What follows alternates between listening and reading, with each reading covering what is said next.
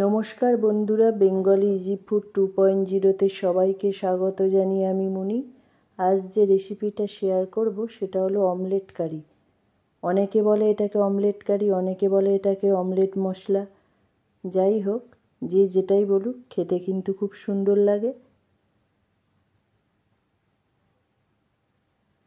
এই যে একদম মশলা মশলা মতো গ্রেভিটা ভাতের সাথে, রুটির সাথে, লুচির সাথে, সবের সাথেই খেতে খুব সুন্দর লাগে।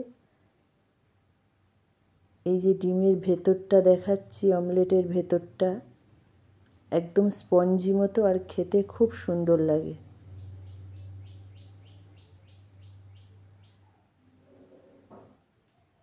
ভিডিওটা সম্পূর্ণ দেখুন, আশা করি ভালো লাগবে।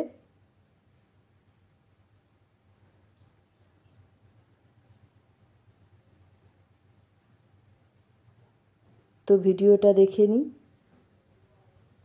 দেখুন, প্রথমেই আমি এই রান্নাটার জন্য ডিম নিয়েছি। এই যে 6খানা ডিম নিয়েছি, এই 6টারই অমলেট করে রান্নাটা করব। মশলাগুলো দেখুন: সর্ষের তেল, আদা রসুন বাটা, টমেটো কুচানো, পেঁয়াজ কুচানো, নুন, হলুদ, তেজপাতা নিয়েছি, লঙ্কার গুঁড়ো আর চিনি। প্রথমেই আমি ডিমগুলোকে ভেঙে নেব। ভেঙে একটা পাত্রের মধ্যে রাখছি। সবগুলোকে একসাথেই ভেঙে নিয়ে একেবারে তৈরি করে নেব। পেঁয়াজ নুন দিয়ে ভালো করে ঘেটে ফেটিয়ে নেব ডিমটা। একটা একটা করে করলেও করতে পারেন, তবে সময় অনেক লাগে। একসাথে সবগুলোকে তৈরি করে নেব।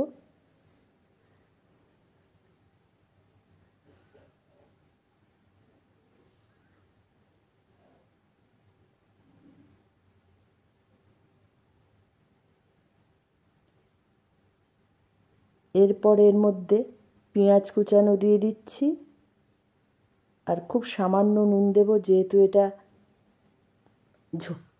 ঝোলের মধ্যে ফুটবে, ভেতরে ঝোল ঢুকবে, মশলা ঢুকবে, নুনও ঢুকবে। তাই নুনটা অল্প দিয়েই ডিমটাকে খুব ভালো করে ফেটিয়ে নেব। ডিম ফেটানোটা যত ভালো হয়, ডিম ভাজার পরে ভেতরে স্পঞ্জিটা তত সুন্দর হয়। গ্যাসটা জ্বালালাম, জ্বালিয়ে কড়াটা বসাচ্ছি। কড়াটা গরম হলেই সর্ষের তেল দিচ্ছি। ডিমটাকে প্রথমে ভেজে নেব, তাই অল্প করেই তেল দিলাম। দিয়ে তেলটা গরম হলে পুরো কড়াটার গায়ে তেলটাকে লাগিয়ে নিচ্ছি এইভাবে ধরে।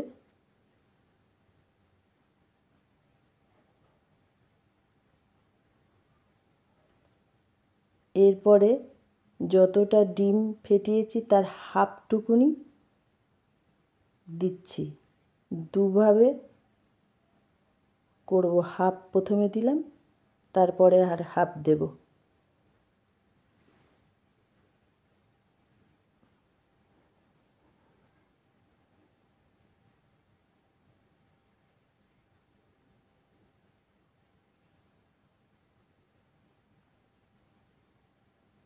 এইভাবে ডিমটাকে পাট পাট করে নেব, পাটিসাপটা পিঠের মতো।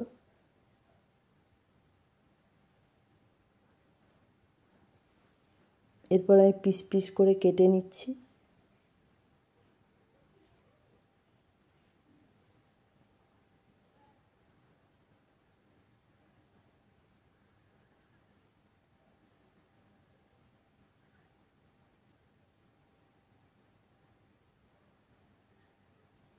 এই যে মাঝখানটা অনেকটা মোটা হয়েছে, কিন্তু ভেতরটা একদম স্পঞ্জি।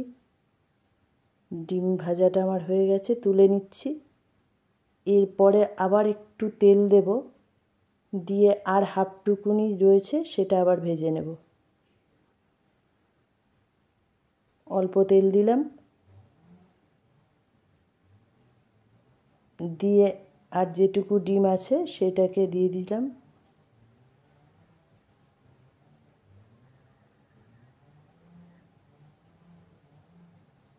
দিয়ে আবারও প্রথমের মতো পাট পাট করে ভাজ করে নিয়ে পিস পিস করে কেটে নেব।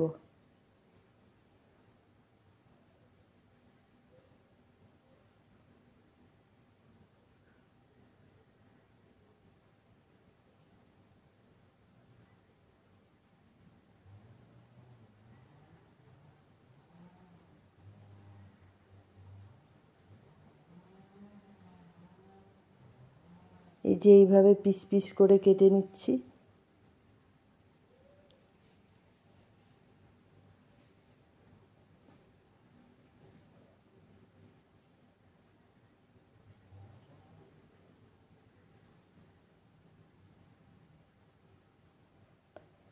ডিম ভাজাটা আমার হয়ে গেছে, তুলে নেব।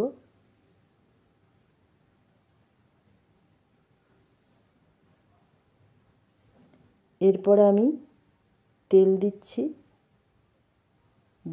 ভাজা ডিমটা রান্নার জন্য প্রথমে তেল দিয়ে তারপর তেজপাতাটা দিলাম। এরপর আমি পেঁয়াজ কুচানোটা দিচ্ছি। পেঁয়াজ কুচানোটাকে খুব ভালো করে ভাজবো।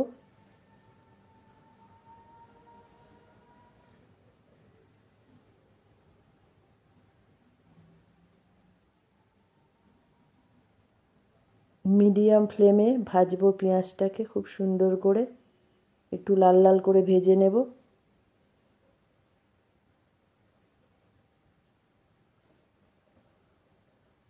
পেঁয়াজ ভাজাটা হয়ে গেলে এই আদা রসুন বাটাটাকে দিয়ে দিলাম,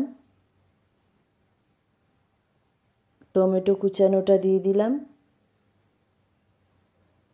স্বাদ মতো নুন দিচ্ছি, প্রয়োজন মতো হলুদ গুঁড়ো দিলাম, প্রয়োজন মতো লঙ্কা গুঁড়ো দিলাম, আর অল্প চিনি দিলাম। দিয়ে এবার মশলাটাকে খুব ভালো করে কষাবো।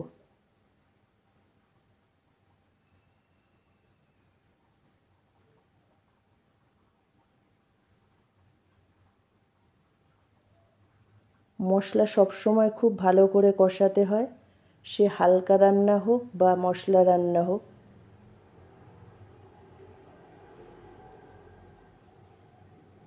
অল্প একটু জল দিলাম যাতে তলাটা না লেগে যায়।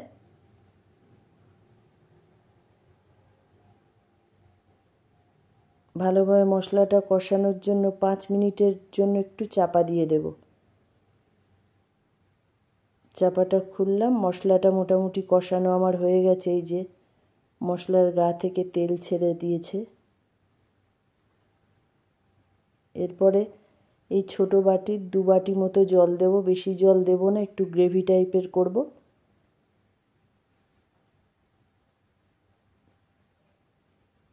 জলটা দিয়ে খুব ভালো করে খুন্তি দিয়ে মিক্সড করে নেব। এরপরে এই ভাজা ডিমগুলোকে দিয়ে দিচ্ছি, যেগুলো পিস পিস করে নিয়েছিলাম।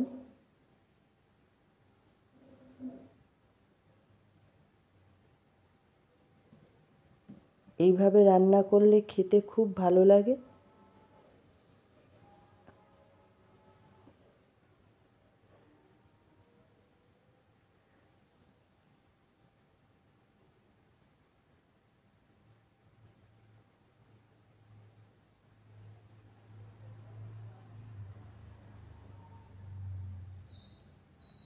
আর একটু চাপা দিচ্ছি 5 মিনিটের জন্য।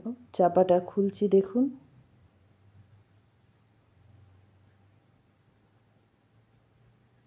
গ্রেভি গ্রেভি মতো হয়ে গেছে, রান্নাটা আমার মোটামুটি হয়ে গেছে। গরম মশলা টশলা দেব না, এইভাবে রান্না করলে গন্ধটা সুন্দর হয়। রান্নাটা আমার হয়ে গেছে, দেখুন।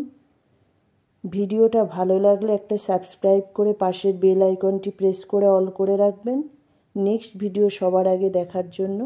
ফেসবুক থেকে দেখলে অবশ্যই পেজটিকে ফলো করে রাখবেন। ভিডিও ভালো লাগলে লাইক শেয়ার করবেন। ভিডিও সম্পর্কে কিছু জানার থাকলে অবশ্যই কমেন্ট বক্সে এসে জানাতে পারেন। ভালো থাকবেন, সুস্থ থাকবেন। Thank you.